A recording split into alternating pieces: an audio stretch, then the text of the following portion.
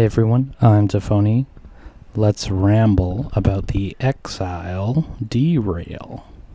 Disclaimer 1, I'm borrowing the DRAIL from Marius, who was gracious enough to lend it to me. I'm not affiliated with Exile in any way. So disclaimer 2, I'm going to assume X1L3 is Exile, and the DRAIL is DRAIL. If either of those are wrong, I apologize and encourage you to lecture me in the comments. So Exile describes the DRAIL as a hacked effects processor. It is a 10 HP multi-effects module with control over CPU clock for underclocking, a dry-wet mix, and a selection of 1 of 100 patches or presets. And yeah, it sounds like this.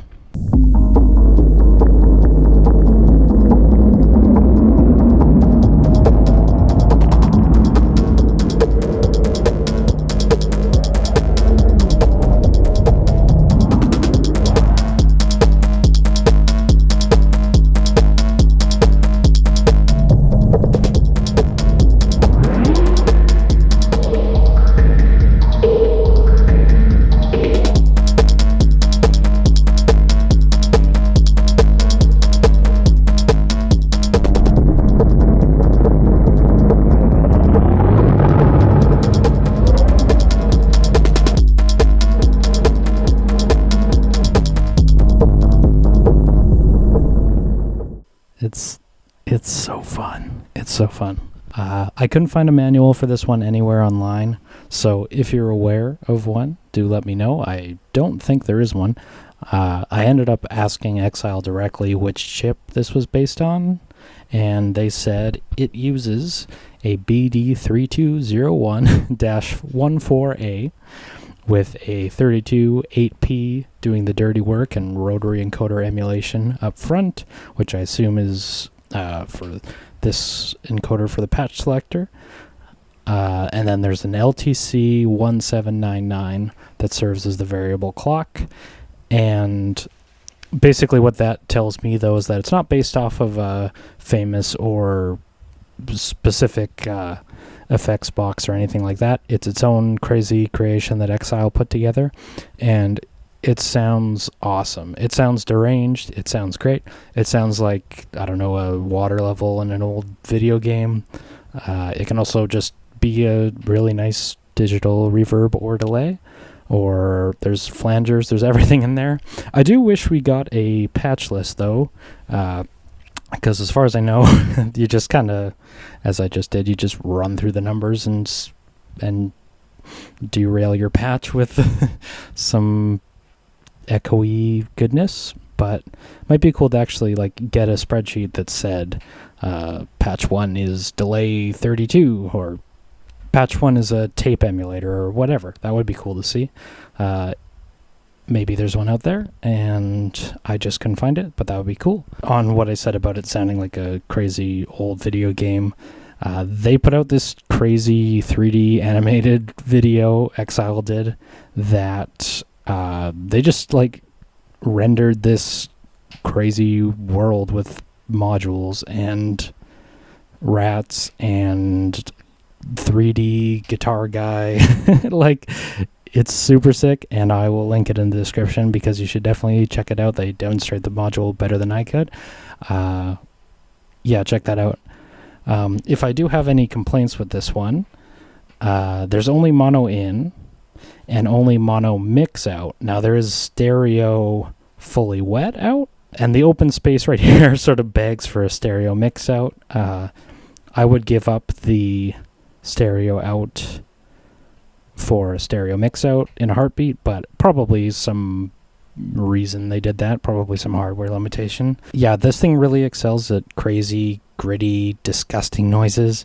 If you're probably not looking to preserve any complex stereo image, or at least I wasn't in this patch, so I just took the mix out and ran it there.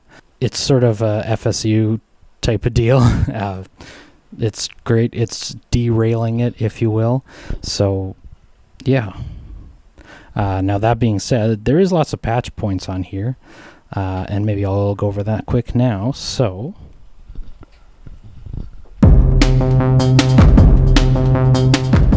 see if I can still hear check, check, check. So if I take my CV out of the planar, there is a mix CV control. So I can do this.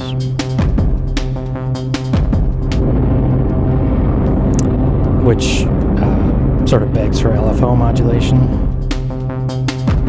or CV sequencing. But I'll just demonstrate it quick with the joystick. But yeah, very appreciated. And then there's also, I'll just use the knobs for that one for now. There's control over the patch selection. So if I'm using my clock,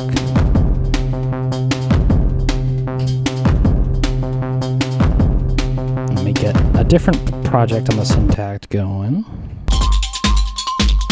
Okay, you'll see there's clock gates coming over here, clock triggers.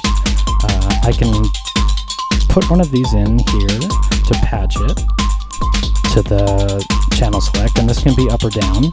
So I don't know if there was some really crazy modulation you could get going with, like doing more up than down and stepping back and forth, but yeah, I mean, it's modular, there's a million things you can do. Now, the thing with this though is you do have to select it. So right now you'll see that the numbers running through, but it's not actually changing it because it's the same effect. It's not actually changing it because I'm not selecting it. So I can manually go in here and hit select and changing it. But because I have two clock outputs on this MIDI clock converter, I'm just going to patch into the other analog select in, and then we're going to do it that way. So this is probably too fast. It does have a little bit of a delay to switch effects. But yeah, let's hear that.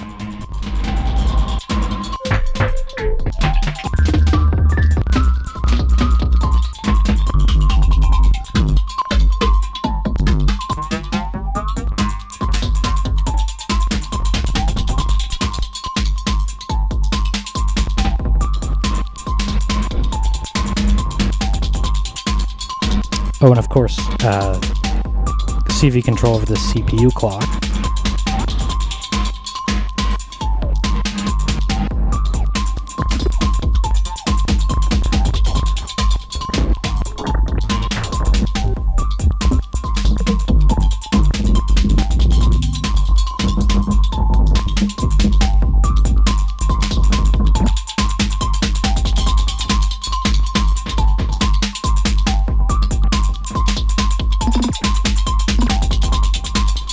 Lots of fun to be had. Okay, that was the X1L3. I'm Tafony. Talk to you soon. Thank you very much. Take care.